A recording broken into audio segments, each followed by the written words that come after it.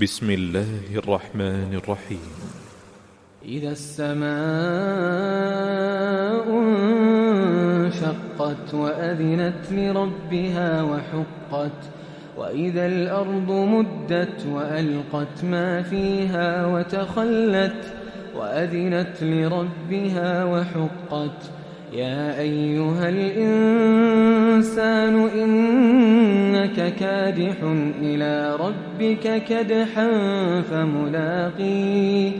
فأما من أوتي كتابه بيمينه فسوف يحاسب حسابا يسيرا وينقلب إلى أهله مسرورا وأما من أوتي كتابه وراء ظهره فسوف يدعو ثبورا ويصلى سعيرا إنه كان في أهله مسرورا إنه ظن أن لن يحور بلى إن ربه كان به بصيرا فلا أقسم بالشفق والليل وما وسق والقمر إذا اتسق لتركبن طبقا عن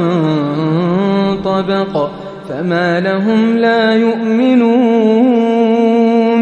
وإذا قرئ عليهم القرآن لا يسجدون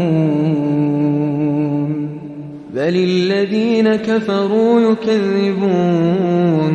والله أعلم بما يوعون فبشرهم بعذاب أليم إلا الذين آمنوا وعملوا الصالحات لهم أجر غير ممنون